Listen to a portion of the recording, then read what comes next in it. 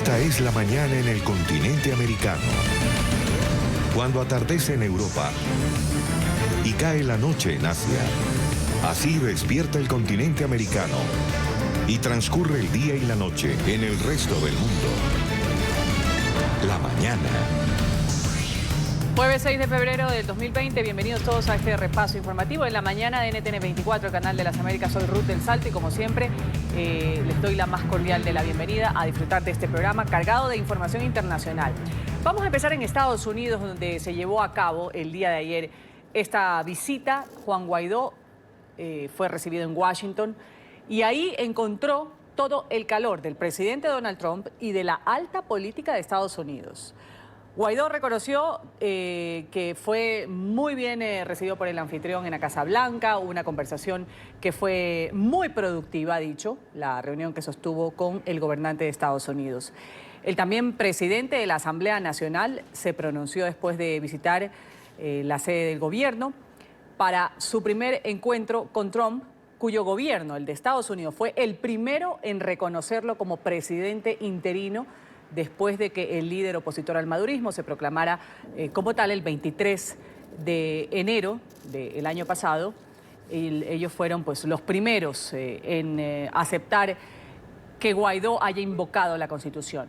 Guaidó ha agradecido el compromiso del presidente Trump, quien en su tercer discurso anual sobre el Estado de la Unión ante el Congreso expresó la ayuda a la lucha justa por la libertad de Venezuela. Guaidó se alojó la noche de ayer en la casa reservada para los invitados oficiales de la Casa Blanca, en la que estaba izada una bandera venezolana y que estaba rodeada por fuertes medidas de seguridad. El compromiso que hemos visto no solamente determinado ayer en el Estado de la Nación, donde vieron en el discurso el respaldo de Estados Unidos, por supuesto, determinado en el liderazgo del presidente Trump. Como lo hemos venido haciendo, las acciones concretas, específicas que han venido anunciando y que ya algunas salían directamente desde la administración. Y continúa esta gira. Juan Guaidó se va a reunir con Luis Almagro, el secretario general de la Organización de Estados Americanos. Este encuentro se va a llevar a cabo a las 3:30 de la tarde en la costa este de Estados Unidos. Recordemos que la Secretaría General de la OEA exigió en enero pasado al régimen usurpador, dictatorial de Nicolás Maduro, así textualmente lo puso en un comunicado, abstenerse de prácticas de violencia contra la institucionalidad democrática representada por el gobierno encargado de Juan Guaidó. Vamos ahora a conocer las reacciones que se dan en territorio venezolano con esta visita que realiza Juan Guaidó y este espaldarazo que ha tenido por parte del gobierno del presidente Donald Trump. Nicolás Maduro ya ha acusado al presidente Trump por violentas amenazas. Señala el régimen que el discurso del Estado de la Unión que fue dado el día martes, el jefe de Estado norteamericano tuvo expresiones injerencistas y groseras intromisiones. Luis Laya desde la capital venezolana nos tiene el reporte y las reacciones que ha tenido Nicolás Maduro y Diosdado Cabello, Luis.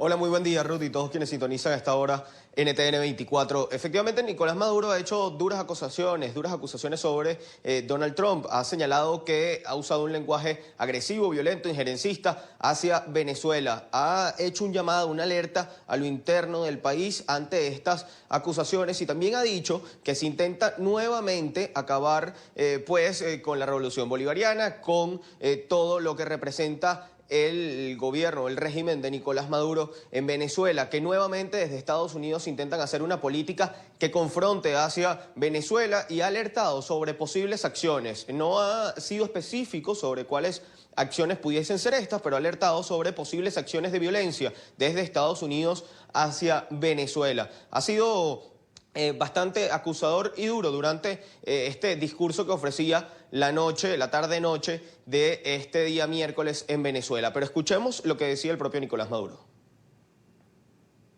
Mi mensaje de respuesta a Donald Trump es: Donald Trump, no podrás con Venezuela. A Venezuela no la aplasta ni la quiebra nadie. Venezuela tiene derecho a la paz, al desarrollo hacia el futuro, a su trabajo, a su recuperación. Venezuela tiene derecho, de acuerdo a la legalidad internacional, a darse sus propias instituciones. Y en Venezuela el presidente de la República no lo designa el presidente de Estados Unidos, lo elige el pueblo de Venezuela en voto popular. Siempre ha sido así y siempre será así. Y soy el presidente electo legítimamente de acuerdo a la Constitución. Este año hay elecciones, señor Donald Trump. Elecciones para la Asamblea Nacional. Y el títere y el pelele que usted ha intentado imponer en Venezuela se quedará sin trabajo y será su fracaso, señor Donald Trump.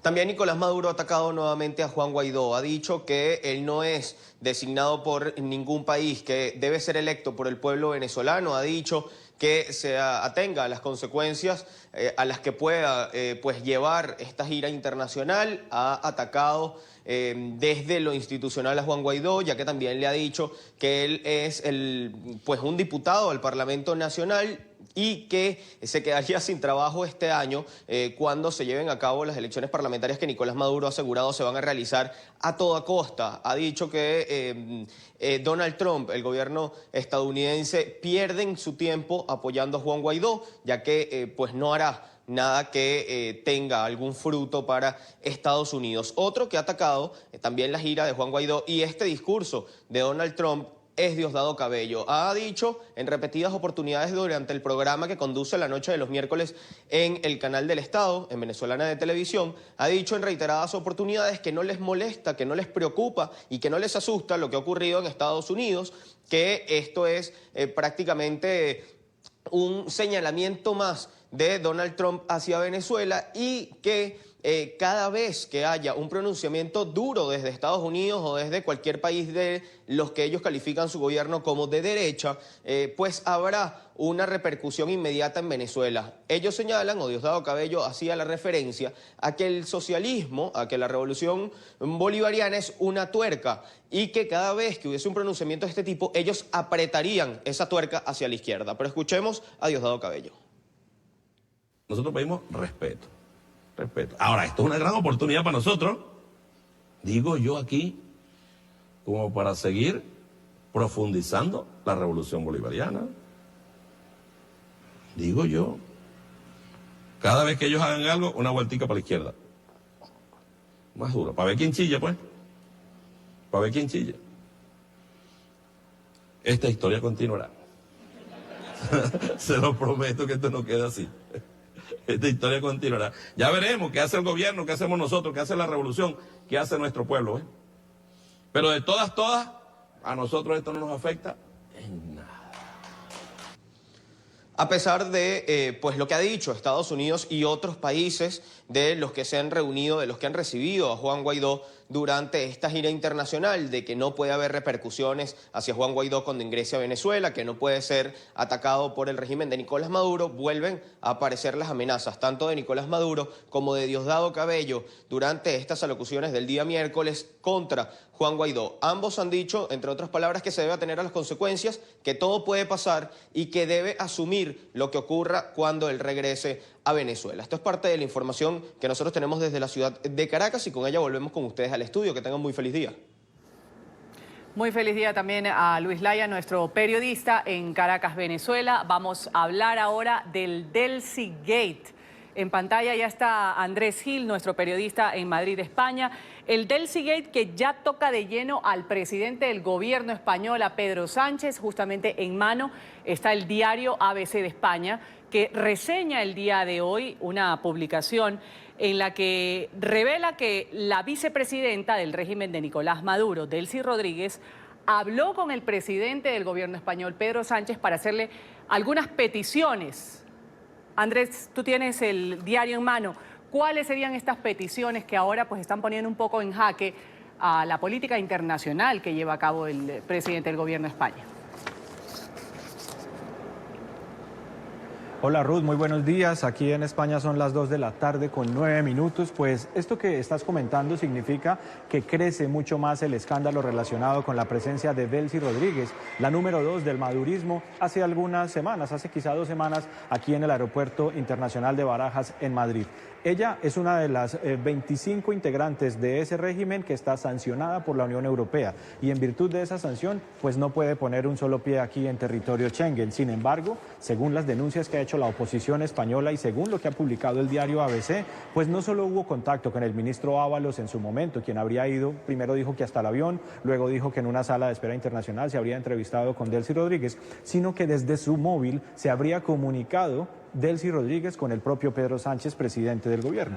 Esta es la portada de hoy del diario ABC, en la que trae la denuncia. Dice: Delcy Rodríguez habló con Sánchez desde Barajas. Dice además: fuentes chavistas afirman que la vicepresidenta de Maduro exigió al presidente que no recibiera a Guaidó, que sacara de la embajada española en Caracas a Leopoldo López y que ayudara a que Repsol siga en Venezuela. Esta portada además está ilustrada con algo que resulta paradójico, y es que el presidente Trump recibe precisamente a Juan Guaidó ayer en la tarde en Washington, en la Casa Blanca, como todos ustedes lo observaron. ¿Qué más dice la publicación de ABC? ABC reseña que en medio del contacto que hubo entre el ministro Ábalos y Delcy Rodríguez allí en el aeropuerto de Barajas, pues se produjo esta conversación, que fue el propio Ábalos quien le comunicó a través de su móvil a Pedro Sánchez. Esa conversación, dice este periódico, voy a buscar unas comillas por acá, dice: fue una conversación breve, según las fuentes, pero la vicepresidenta Delcy Rodríguez le habría dicho a Pedro Sánchez que no recibiera a Juan Guaidó porque así no podrían avanzar, que de eso no se trataba. Pues efectivamente Guaidó, que por esos días estaba de gira por Europa, vino aquí a España en los días posteriores y no fue recibido por el presidente Pedro Sánchez. Aquí ya hay reacciones, hay unas críticas muy fuertes al propio Pedro Sánchez y al presidente y al gobierno socialista, encabezadas esas reacciones por Pablo Casado, es el presidente del Partido Popular y el máximo líder de la oposición en España. Escuchemos a Casado. Nosotros vamos a pedir la comparecencia urgente de Pedro Sánchez en el Congreso de los Diputados para que aclare todo lo que sepa de esta cuestión, las 6 versiones de Ábalos y su posible implicación en esta llamada telefónica. Bien, pues todas estas revelaciones periodísticas de las últimas horas ponen de presente un gran interrogante, una gran cuestión que seguramente se harán ahora los analistas internacionales, y es qué está motivando a Pedro Sánchez a asumir esta postura frente a un régimen que ha demostrado violar los derechos humanos y frente a una persona que está sancionada por la Unión Europea. Sabemos que desde hace 4 semanas ingresó al gobierno Podemos, un partido político que ha tenido afinidad con el chavismo durante varios años, durante los últimos años. De hecho, Pablo Iglesias, que es el líder de Podemos y que ahora es vicepresidente segundo del gobierno español, pues expresó públicamente que no reconocía a Guaidó. Entonces, ¿por qué habrá cambiado Pedro Sánchez su postura frente a Guaidó, frente a Venezuela? ¿Por qué este acercamiento con esta persona que está sancionada por la Unión Europea? Pedro Sánchez es del Partido Socialista, logró conformar gobierno en alianza con Podemos y en alianza con unos sectores independentistas, y hace un año el mismo Pedro Sánchez había reconocido a Guaidó, había rechazado la dictadura de Maduro y había promovido que otros países europeos también se sumaran a ese rechazo contra Maduro y a ese reconocimiento a Guaidó. Pues a lo largo del día, a través de nuestros informativos, en el programa La Tarde, en la noche de NTN 24, abordaremos con mucha más profundidad este asunto, Ruth. Hablaremos con los analistas, con los expertos, con los medios de comunicación aquí en España, para ver cuál es la percepción que ellos tienen, para ver cuál consecuencia diplomática y política puede tener el hecho de que el propio Pedro Sánchez, presidente del gobierno, haya tenido contacto telefónico con Delcy Rodríguez, una persona sancionada por los vejámenes contra su pueblo en Venezuela. Por ahora me despido, Ruth. Muy buenas Así días. es, vamos a ver qué más da, más tela que cortar en este caso conocido o titulado por este diario como el Delcy Gate. Gracias, Andrés. Un buen día para ti en España. Vamos a continuar con más noticias.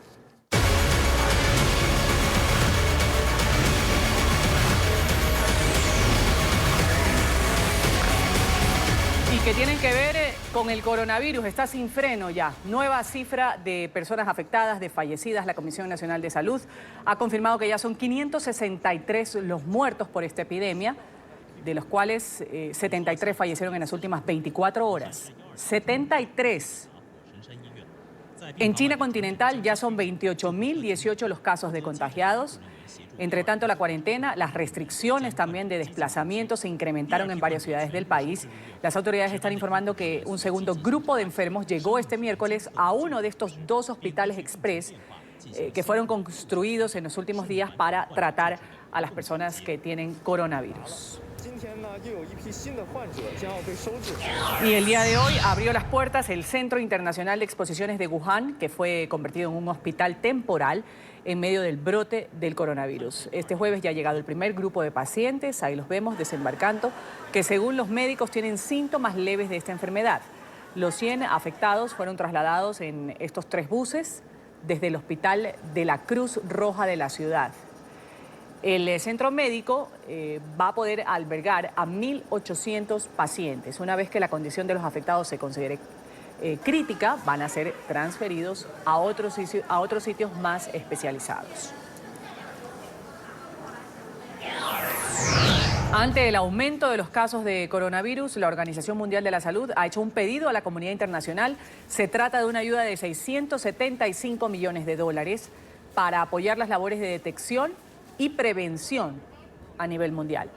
Además, ha anunciado el envío de 500.000 mascarillas, 350.000 cajas de guantes a 24 países vulnerables y 250.000 kits de detección a 70 laboratorios. Esta medida de la OMS es la respuesta que las autoridades de la ciudad de Wuhan, el centro de la epidemia, reconocieron por la falta de camas, decían que había falta de equipo, de material además, para atender la emergencia. Por su parte, la Fundación Bill y Melinda Gates se han comprometido a invertir $100 millones en la lucha contra el coronavirus. De los 60 millones se van a destinar, de lo que ofrecen esta pareja, se van a destinar 60 millones a la búsqueda de una vacuna, tratamientos y útiles de diagnóstico. Las autoridades sanitarias de Japón han confirmado que 10 personas más que se encontraban a bordo de este crucero, que permanece en cuarentena en el puerto de Yokohama, dieron positivo con coronavirus. Se trata de 4 japoneses, 2 estadounidenses, 2 canadienses, un neozelandés y un taiwanés. Ayer 10 personas fueron confirmadas inicialmente con el virus, fueron trasladadas a instancias médicas. En esta embarcación hay 3.700 personas entre pasajeros y tripulantes que están en observación mientras se detectan nuevos casos. Hong Kong también está tomando las medidas para frenar la propagación del coronavirus. Desde el sábado va a entrar en vigencia la medida en la que todas las personas procedentes de China continental van a ser puestas en cuarentena por 14 días. Sin embargo, la frontera permanece abierta, según lo ha anunciado el portavoz del gobierno. Pese a la restricción, los médicos de la excolonia británica la han calificado como insuficiente a la medida. Los galenos anunciaron una huelga para exigir que las fronteras sean cerradas por esta epidemia del coronavirus. El territorio semiautónomo tiene 21 casos confirmados, una muerte causada hasta el momento por el coronavirus. Una persona en Florida está siendo sometida a exámenes médicos para determinar si llegó a territorio estadounidense con el coronavirus. Esta información se filtró desde el hospital donde está siendo atendido el paciente. Las autoridades aún no han dado ningún reporte oficial. Vamos a dar paso inmediatamente a nuestra periodista en Florida, Paola Serna, quien nos tiene más información sobre este posible caso de coronavirus en Florida. Paola. Hola, ¿qué tal? Muy buenos días. Pues bien, ha generado una gran controversia el conocerse sobre esta posibilidad de que un paciente hubiera llegado el viernes de la semana pasada a la sala de emergencias del Hospital Regional de la ciudad de Hollywood, aparentemente con sintomatología del virus, del coronavirus.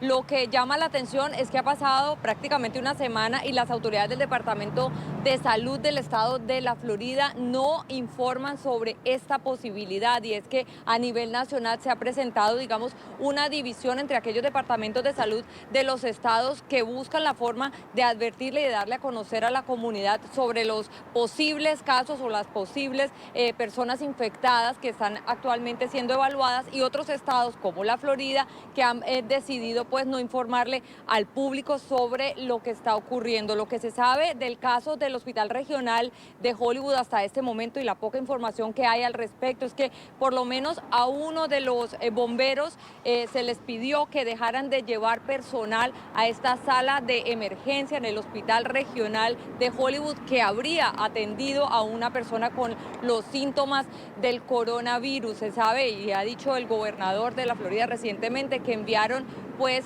varias muestras al Centro de Control de Enfermedades en Atlanta y que ninguna de ellas salió positiva, o sea que hasta el momento en el estado de la Florida no hay ningún caso comprobado. También se ha dicho que hay decenas de personas que en este momento en Estados Unidos están siendo monitoreadas para saber si han resultado afectadas con este virus, pero no se ha dado a conocer exactamente dónde están siendo monitoreadas estas personas que pudieran presentar algún síntoma. Aquí en el estado de la Florida se dice que es cuestión de días para que pudiera presentarse un caso de coronavirus. Sin embargo, les repito, hasta este momento no se ha confirmado, y en este momento la controversia se ha generado es porque las autoridades del Departamento de Salud de este estado han preferido no informar al público una vez se están detectando personas que pudieran tener la sintomatología del virus.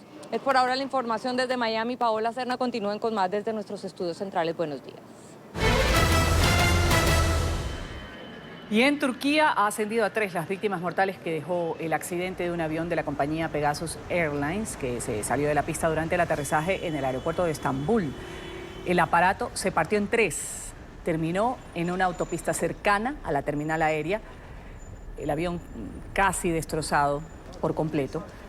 179 personas resultaron heridas. Según los investigadores, el incidente se ha producido cuando el avión, con 183 pasajeros y tripulantes, efectuó un aterrizaje brusco. Hoy se ha conocido que el aparato era un Boeing 737 que tenía 11 años de antigüedad.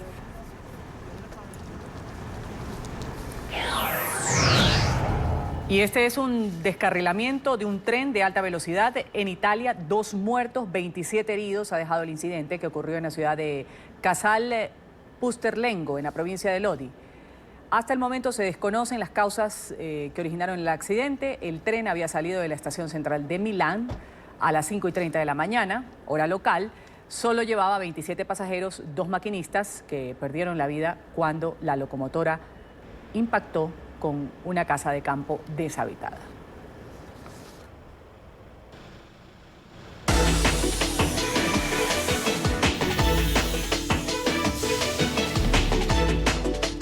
Y el presidente de Estados Unidos, Donald Trump, fue absuelto el día de ayer de los cargos que se le imputaban en este juicio político. 52 senadores declararon al presidente inocente de abuso de poder. 53 desestimaron que haya obstruido la labor del Congreso.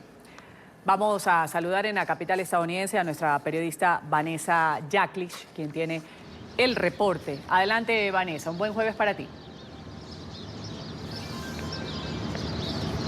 Hola, muy buenos días, Ruth. Efectivamente, en la jornada histórica ayer en el Capitolio de Estados Unidos, el presidente Donald Trump salía absuelto de su propio juicio político. Un proceso que se inició el pasado 18 de diciembre, cuando la mayoría demócrata de la Cámara de Representantes presentó esos dos artículos de acusación contra el presidente, uno por abuso de poder y otro por obstrucción al Congreso. La votación final, como bien decías, tenía lugar ayer a las 4 de la tarde en el Senado, donde el resultado fue el esperado y el anunciado durante las últimas semanas por la mayoría republicana del Senado. Salvo una excepción, el senador republicano Mitt Romney, quien votó en contra del presidente y a favor de su culpabilidad por el artículo que habían presentado contra él de abuso de poder. Vamos a conocer detalladamente el resultado de esa votación de la mano de John Roberts, quien es el juez del Supremo que ha estado presidiendo las sesiones de este impeachment.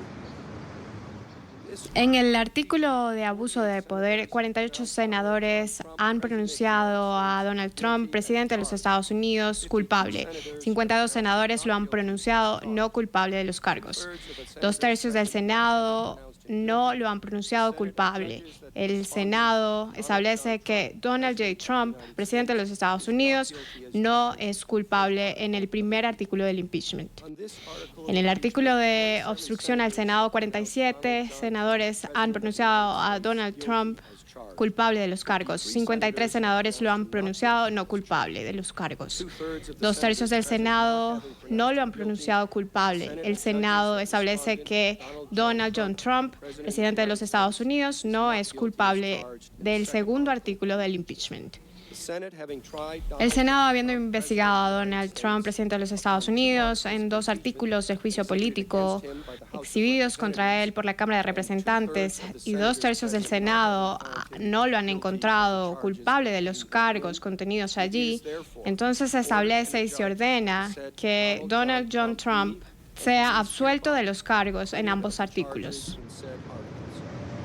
La votación final del proceso de impeachment contra el presidente Donald Trump se prolongaba apenas unos minutos con ese pronóstico ya esperado y anunciado semanas antes.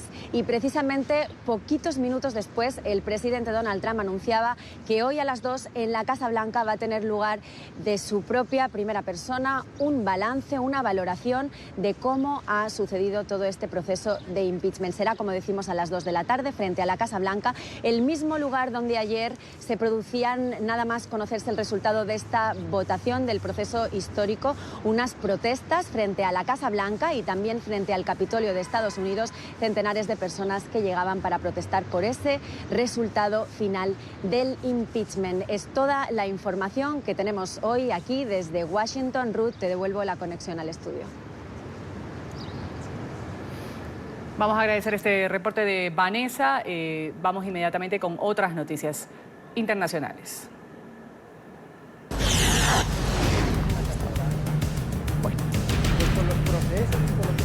En Colombia, fallecido John Jairo Velázquez Vázquez, alias Popeye,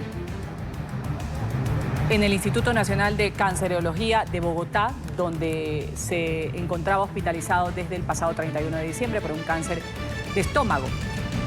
¿Quién fue Popeye? Ex jefe de sicarios del extinto narcotraficante Pablo Escobar. Había sido recapturado en el año 2018. Confesó más de 3.000 homicidios durante la época más cruda del narcotráfico en Colombia. Actualmente Velázquez Vázquez purgaba una condena por concierto para delinquir y extorsión.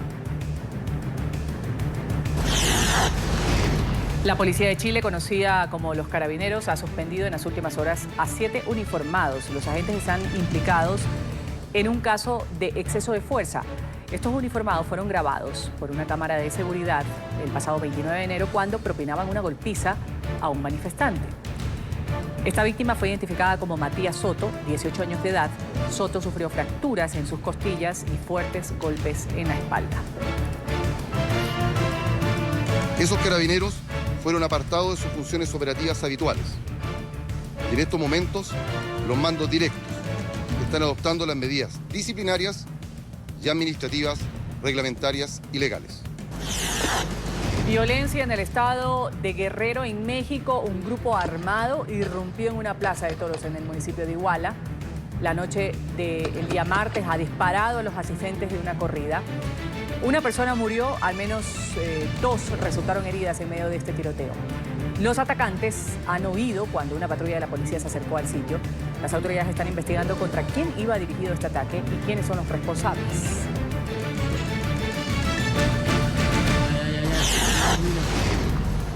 El presidente de Argentina se encuentra en Francia haciendo una gira. Alberto Fernández ha anunciado que va a enviar al Congreso un proyecto de ley que permita la despenalización del aborto en su país. Fernández busca así que se permita la atención del aborto en un centro público. Ha argumentado que no se puede poner en peligro la vida de una mujer que no tiene recursos. El Senado de Argentina, por unanimidad, ha aprobado el proyecto de ley que otorga el poder al presidente Fernández para reestructurar la deuda de bonos emitidos en moneda extranjera. Argentina, afectada por la crisis una crisis fuerte económica, adeuda al Fondo Monetario Internacional $100.000 millones.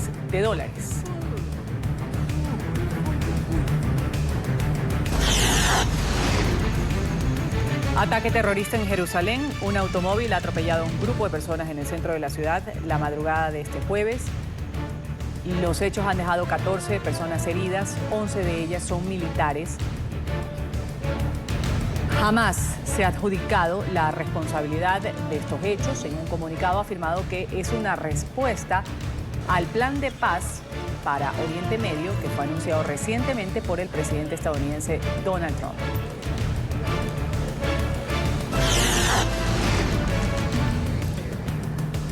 La astronauta Christina Koch ha regresado a la Tierra tras cumplir una estadía récord en la Estación Espacial Internacional. Esta mujer tiene 41 años, ha permanecido 328 días en el espacio. Dirigió la primera caminata espacial femenina en el año 2019, el año pasado, rompiendo el récord de permanencia continua de una mujer fuera del planeta. Koch aterrizó en la cápsula Soyuz MS-13 en el desierto de Kazajistán. En buenas condiciones médicas está esta mujer. La astronauta va a entregar a la NASA datos sobre cómo la ingravidez y la radiación espacial afecta al cuerpo femenino en los vuelos espaciales de larga duración.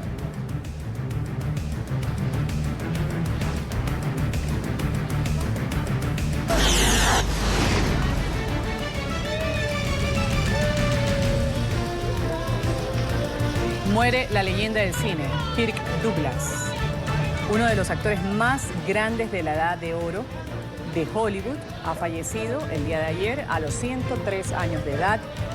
Douglas es recordado por grandes éxitos, el más destacado cuando hizo de Espartaco. Esa película fue exhibida en 1960. Trabajó en más de 80 films.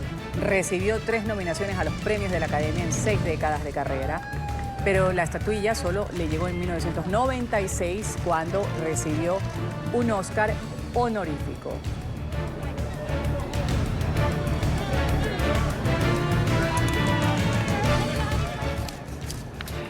Vamos a establecer contacto inmediatamente con Alejandro Rincón desde Nueva York para hablar de los vestigios que deja el discurso del Estado de la Unión del presidente Donald Trump, que ha revivido la incertidumbre que reina dentro de las comunidades migrantes hispanas por el temor a la deportación. Ante esta situación, Alejandro, un buen día para ti. Organizaciones defensoras de los migrantes piden más recursos para la representación legal de las personas que están de forma indocumentada.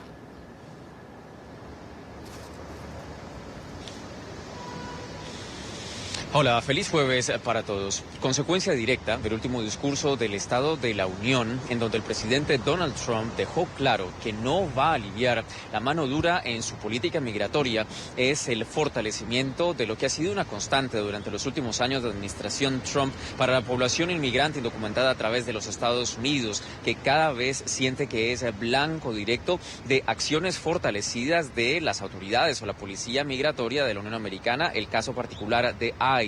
En lugares como Nueva York, donde está uno de los mayores enclaves de la población indocumentada, se ha identificado a partir de ahora una realidad que ante mensajes directos como los que entregó la Casa Blanca en el transcurso de esta semana, pues la realidad también es que quienes prestan servicios legales para proteger a los inmigrantes indocumentados están completamente colapsados. No existen los recursos suficientes para atender las demandas de la población inmigrante indocumentada.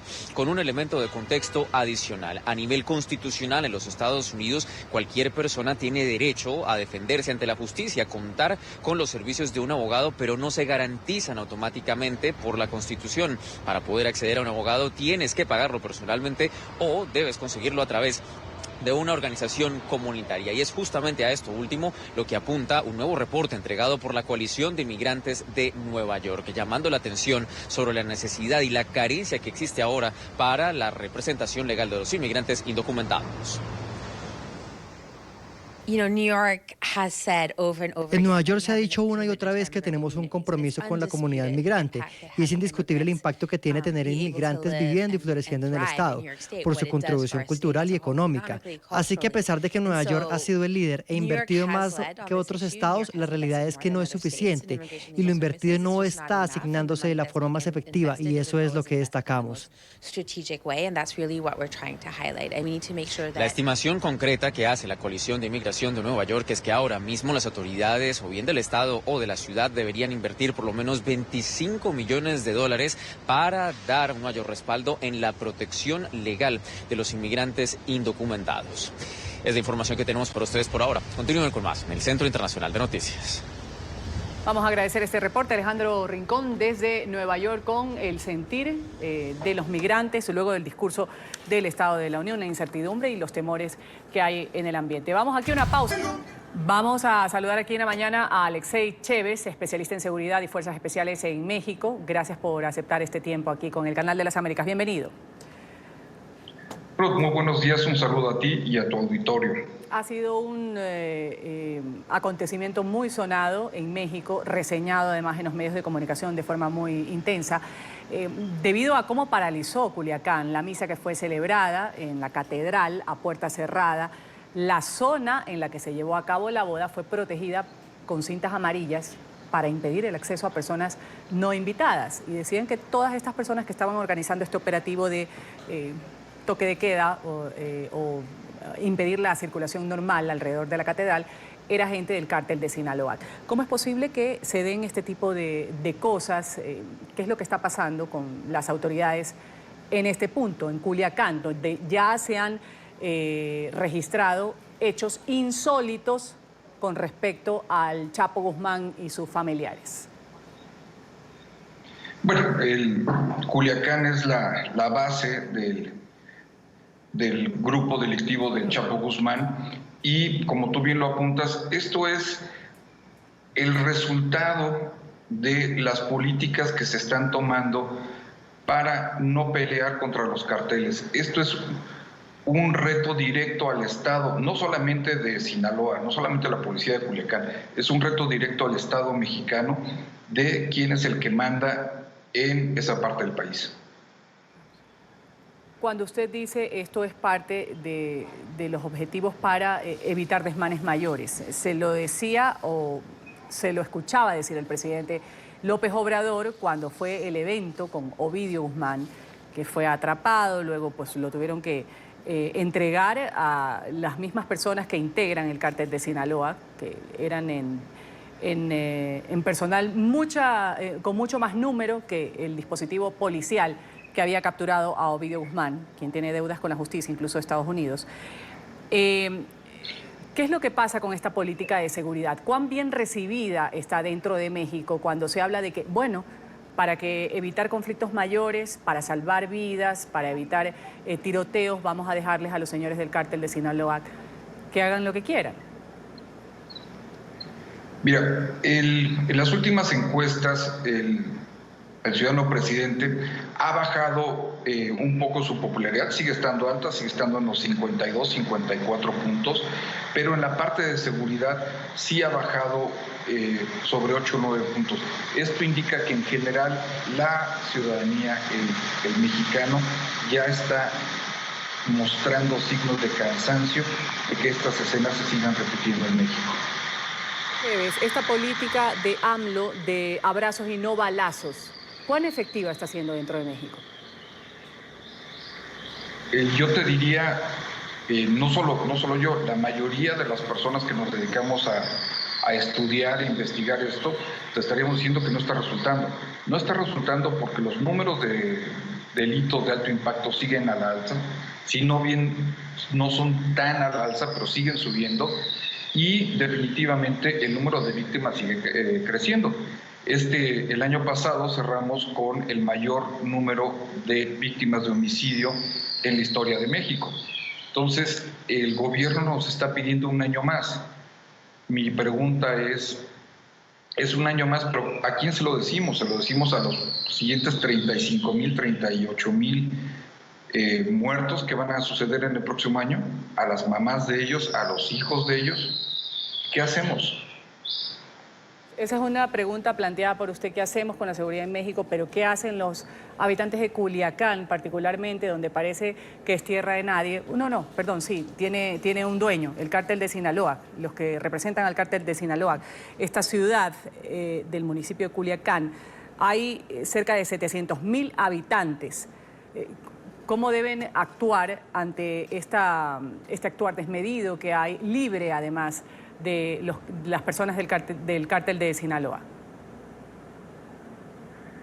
Yo te diría que el habitante de Culiacán en números de delitos tiene más posibilidades de estar en paz que en cualquier otro, que en muchos otros estados de la República, que Guanajuato, por ejemplo, que Veracruz. Es lo que se llama una pax narca, donde el propio cartel se asegura de que donde ellos están viviendo esté en paz, libre de delitos. Y bueno, el desplazamiento, lo que tú apuntabas al inicio del programa, donde cierran completamente Culiacán, la Catedral de Culiacán, es un clarísimo ejemplo de quién manda en esa ciudad. Alexei Chévez, especialista en seguridad y fuerzas especiales desde México, gracias por atender este llamado del Canal de las Américas. Un buen jueves para usted. Ruth, un saludo a ti y a tu auditorio. El Ministerio de Exteriores de España desmiente rotundamente la información difundida por el diario español ABC, que da cuenta de una supuesta conversación entre el presidente del gobierno español, Pedro Sánchez, y la vicepresidenta del régimen de Maduro, Delcy Rodríguez. Vamos a hacer contacto nuevamente con nuestro periodista Andrés Gil en Madrid. Andrés, ¿qué dice este comunicado que ha salido hace pocos minutos sobre el denominado caso de Delcy Gate? Adelante. Hola Ruth, pues mira, en este momento son ya las 2:47 minutos de la tarde en España y la comunicación del Ministerio de Exteriores dice lo siguiente, voy a leerla de manera textual.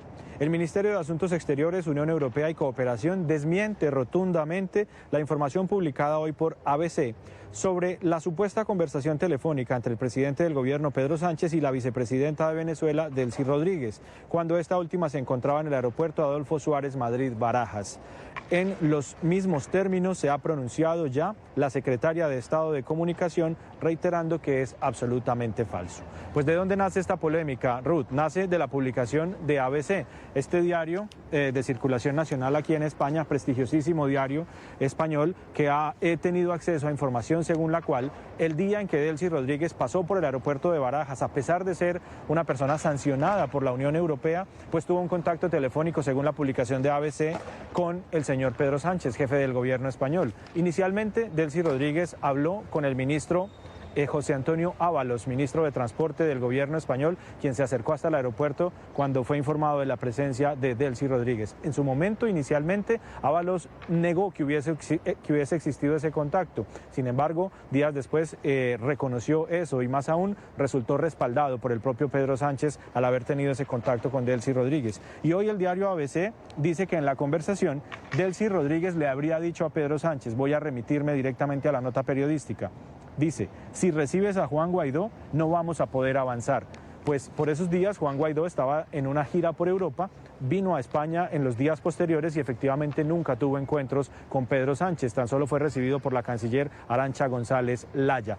Hay también en este diario ABC, y es otro de los elementos que da pie al desmentido del Ministerio de Asuntos Exteriores de España, una nota editorial, un editorial del periódico que se llama El Delcy Gate ya toca de lleno a Sánchez. Es una nota editorial en la cual hacen alusión a este asunto, piden explicaciones al gobierno español acerca de qué fue lo que ocurrió.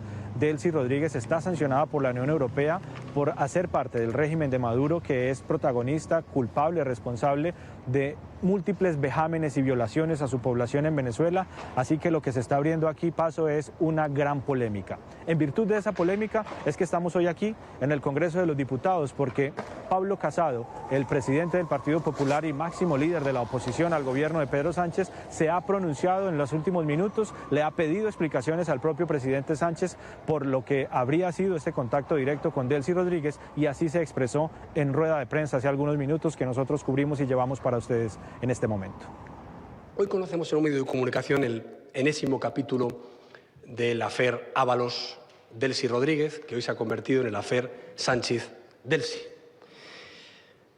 Yo lo voy a hablar en condicional, porque tengo el respeto al Gobierno que él no tiene ni a los medios de comunicación, ni a la oposición, ni a los ciudadanos españoles, mintiendo reiterada e impunemente todo el tiempo. Voy a hablar en condicional. Pero tengo que decir que si se confirmara la información que hoy ocupa una portada de un medio de comunicación nacional, estaríamos ante un hecho gravísimo.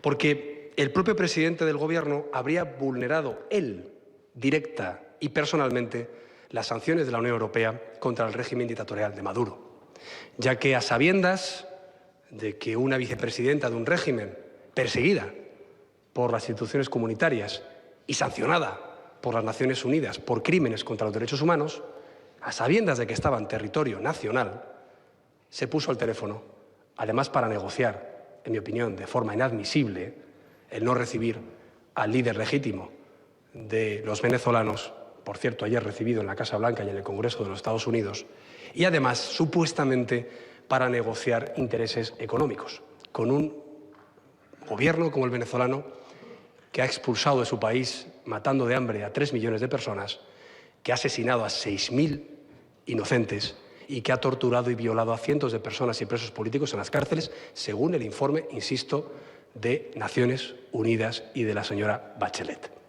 Por tanto, nosotros vamos a pedir la comparecencia urgente de Pedro Sánchez en el Congreso de los Diputados para que aclare todo lo que sepa de esta cuestión, las 6 versiones de Ábalos y su posible implicación en esta llamada telefónica.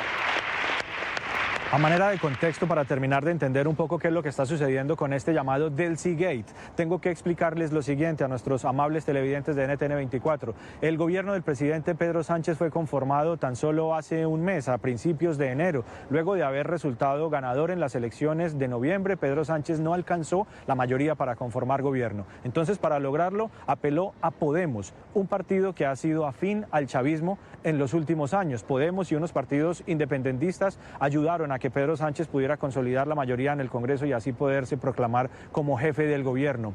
El jefe máximo de Podemos, Pablo Iglesias, expresó públicamente en los días en que estaba aquí el señor Juan Guaidó que no lo reconoce ni siquiera como presidente de la Asamblea Venezolana. Ahora pues habría ocurrido esta conversación entre Pedro Sánchez y Delcy Rodríguez. Pedro Sánchez salió públicamente a respaldar a su ministro, el que tuvo contacto directo con Delcy Rodríguez allí en el aeropuerto de Barajas, y ese mismo Pedro Sánchez es el que hace un año había reconocido sí a Guaidó, había llamado a elecciones libres e independientes en Venezuela y había llamado a la Unión Europea para que hiciera lo mismo. Ya el Movimiento Ciudadanos también, a través de un eurodiputado, le pidió a la Comisión Europea que investigue al ministro Ábalos por este acercamiento, por este contacto con Delcy Rodríguez, sancionada por la Unión Europea. Es la información que tengo por ahora. Ahora son las 2 de la tarde, 54 minutos. Ruth, les deseo a todos ustedes un muy feliz día. Así es. Muchas gracias, Andrés. No pudiste haber hecho un mejor resumen de la relación que tiene, en este caso, el partido Podemos de España, que ahora ocupa una de las vicepresidencias, con Pablo Iglesias, la relación cercana al madurismo, todo lo que se ha dado en torno a esta llegada en el avión de la vicepresidenta del régimen de Maduro, Delcy Rodríguez, a España, cuando no puede pisar suelo de la Unión Europea. Está impedida por las sanciones que tiene el régimen de Maduro. Vamos aquí a una pausa comercial. Enseguida volvemos con más.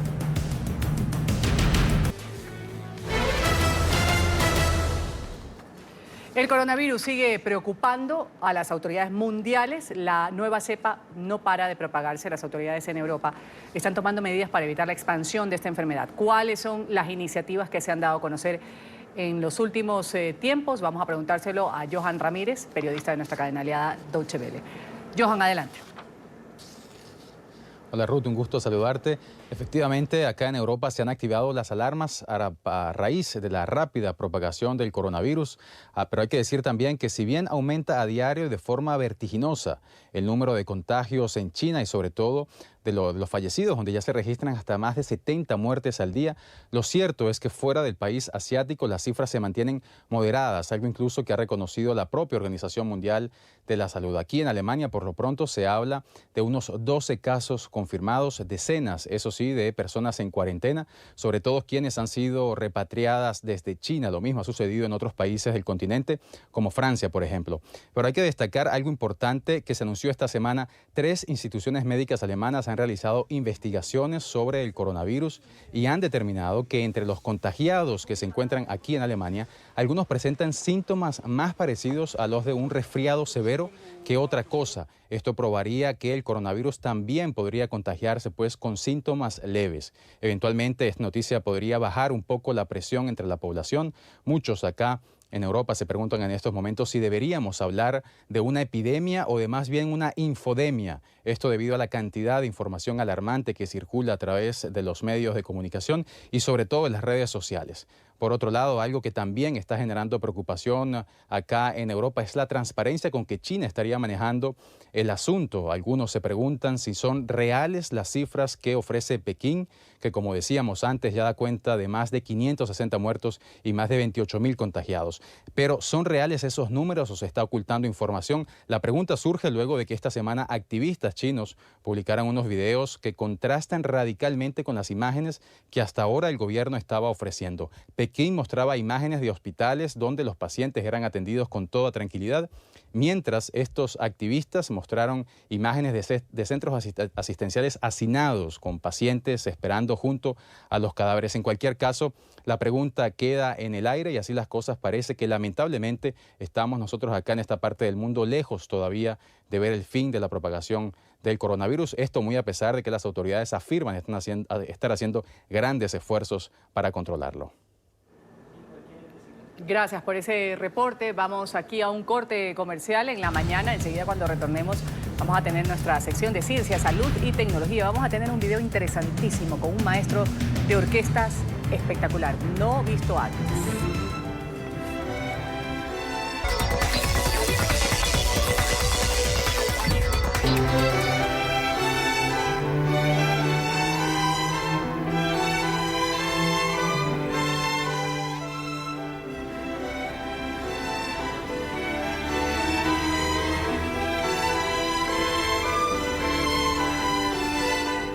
Bueno, y hoy veíamos al maestro especial, este maestro de orquesta, y es especial, claro que sí, es un androide. Se robó las miradas de los internautas, de los amantes de la música. Además, Álvaro Dávila ya está con nosotros en nuestro segmento de tecnología, ciencia, salud y tecnología, pero particularmente con este último término nos vamos a quedar, porque esto es real. Yo te decía al principio cuando me lo vendiste, decía, a ver, pero esto es solo un video que me vas a mostrar o es que en realidad puedo ver y asistir a este concierto. ¿Y dónde además se ha presentado? Bueno, estamos viendo ahí en ese momento a Alter 3. Este es un robot que se creó el año pasado, que fue liderado por la Universidad de Tokio, la Universidad de Osaka y la corporación Mixing. Y lo que estamos viendo en ese momento es un concierto que se presentó en Tokio el año pasado. Aquí estamos viendo a Alter 3. Él dirige toda la orquesta en compañía del creador de la obra, que es, digamos, un maestro japonés muy importante, un compositor japonés muy importante. Y tiene algo en particular, y es que utiliza toda la parte de inteligencia artificial y redes neuronales para llevar a cabo todos estos movimientos y la interpretación de la música. Ahora, hay algo muy importante, que por eso es que estamos hoy hablando de él, y es que esta, digamos, obra de ópera se traslada ahora de Tokio a Sharjah en los Emiratos Árabes, y ya empezaron a hacer conciertos también en los Emiratos Árabes. 30 músicos los dirige, los de una u otra forma los acompaña y les da todas las directrices para interpretar cada uno de esos instrumentos. Entonces, aquí vemos cómo la robótica, la inteligencia artificial y el ser humano interactúan y de una u otra forma hacen o se entrelazan para llevar a cabo obras maestras como la que estamos viendo actualmente. Es decir, ya ha sido algo confirmado, o sea, lo que estamos viendo en Japón, se ha visto en Japón, ahora se está viendo en Sharjah, en los Emiratos Árabes Unidos. O sea, esto es real.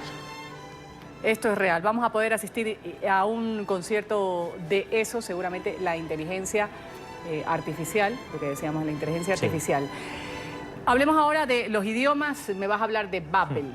Babbel es una aplicación, no sé si a ti te gusta aprender muchos idiomas, a mí a veces me dificulta, pero yo creo que esta es una de esas aplicaciones que se convierten en una herramienta muy útil para las personas que no tienen mucho tiempo y que, digamos, quieren acceder a otros idiomas como ruso, turco, francés, inglés, incluso el español si estamos hablando de otros países, de una forma muy sencilla. Dicen que aprender idiomas cuando son chicos, pero de adultos cuando tiene esa necesidad también de hacerlo y esta es una buena aplicación para aquello. Tienes que también tener en cuenta que actualmente se ha vuelto, digamos, una necesidad aprender un segundo idioma. No solamente, digamos, por conocimiento, sino también porque lo exigen profesionalmente en algunas actividades. Entonces, para todas esas personas que quieren aprender lenguas, esta es una muy buena aplicación, es fácil, se descarga en las plataformas de iOS y Android y simplemente empiezas a interactuar con personas, con profesores que te enseñan en idiomas nativos. Veamos el informe que preparamos. A lo largo de los últimos años son cada vez más las personas interesadas en aprender nuevos idiomas. No obstante, la falta de tiempo y la escasez de oportunidades se convierten en un impedimento a la hora de estudiar una nueva lengua. Como resultado de esto, Babbel, una escuela de idiomas totalmente online que ofrece más de 14 idiomas en los que resaltan el inglés, español y francés, llega a Colombia con el objetivo de presentar un nuevo modelo educativo basado en lecciones personalizadas a cada usuario. Son pequeñas lecciones con diálogos reales. Entonces, si un hablante de español, por ejemplo, quiere aprender inglés, hay diálogos reales que las personas pueden hacer con el app 15 minutos, 30 minutos por día y para aprender cómo hablar. La plataforma también incluye podcasts de diferentes idiomas. Hay también podcasts, entonces es posible oír y con los diálogos no es solamente la parte escrita, pero también nosotros es posible oír cómo nativos del idioma hablan y aprender cómo hablar la pronuncia correcta. Babbel también integra un sistema de reconocimiento de voz para evaluar la pronunciación de los usuarios a medida que van avanzando en sus lecciones. Por otro lado, la Academia de Lenguas está disponible en iOS y Android y ofrece un amplio abanico de lecciones que se clasifican en temas útiles del día a día, partiendo desde las expresiones para presentarse hasta la forma de pedir comida en un restaurante o hacer los preparativos necesarios para un viaje.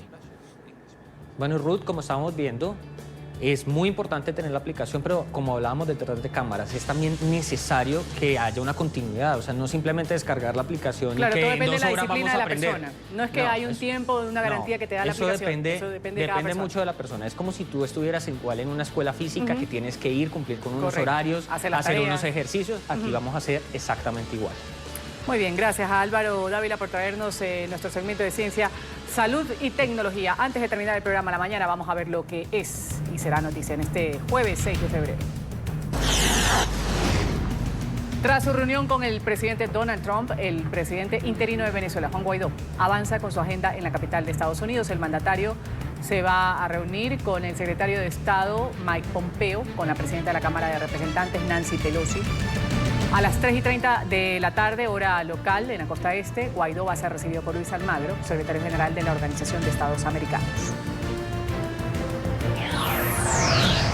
El presidente interino, Juan Guaidó, acaba de llegar a la reunión que va a mantener con representantes de la Agencia de los Estados Unidos para el Desarrollo Internacional en Washington. Este es el primer evento que tiene en su agenda el día de hoy en la capital estadounidense. Hay expectativa en la capital por el discurso que va a ofrecer al mediodía el presidente Donald Trump. El mandatario se va a referir a este proceso del juicio político en su contra, del que fue absuelto el día de ayer. Se puso punto final. 52 senadores declararon al presidente inocente de abuso de poder, 53 desestimaron que haya obstruido la labor del Congreso.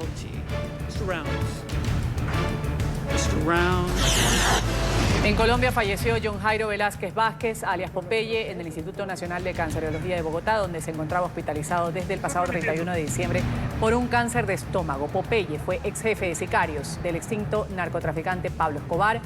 Había sido recapturado en el 2018. Confesó más de 3.000 homicidios durante la época más cruda y dolorosa del narcotráfico en Colombia. Velázquez Vázquez purgaba una condena por concierto para delinquir y extorsión.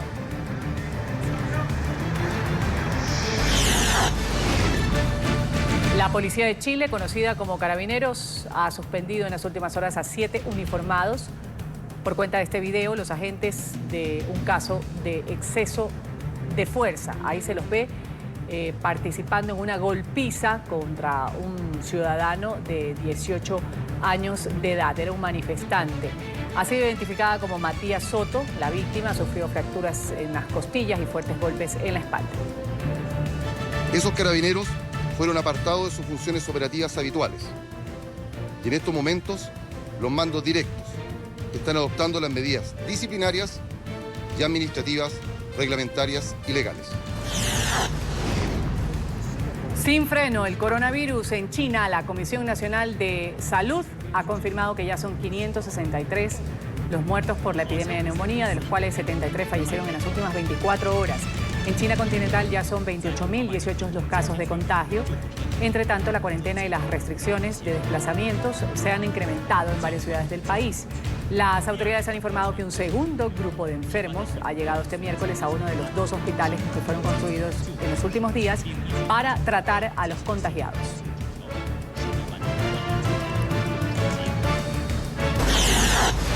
Autoridades sanitarias de Japón han confirmado que 10 personas más que se encontraban a bordo de este crucero que permanece en cuarentena en el puerto de Yokohama dieron positivo coronavirus. Se trata de 4 japoneses, 2 estadounidenses, 2 canadienses, un neozelandés y un taiwanés. Ayer 10 personas fueron confirmadas inicialmente con este virus, trasladadas a instalaciones médicas. En la embarcación hay 3.700 pasajeros y tripulantes que están en observación mientras se detectan nuevos casos.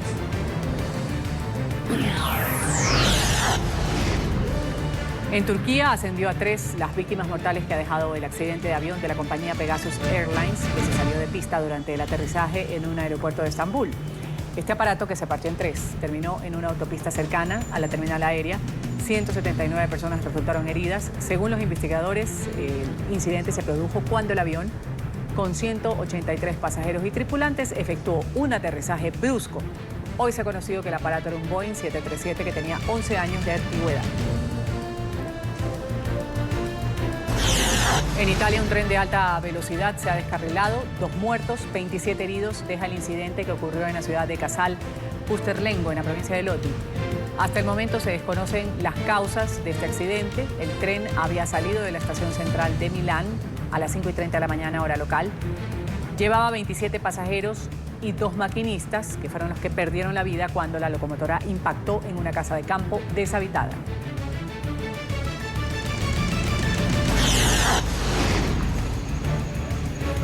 Ataque terrorista en Jerusalén. Un automóvil ha atropellado a un grupo de personas en el centro de la ciudad en la madrugada de este jueves. Hay 14 personas heridas, 11 de ellas son militares. El grupo Hamas se ha adjudicado la responsabilidad de los hechos y en un comunicado afirmó que es una respuesta al plan de paz para Oriente Medio anunciado recientemente por el presidente estadounidense Donald Trump en compañía del israelita Benjamin Netanyahu.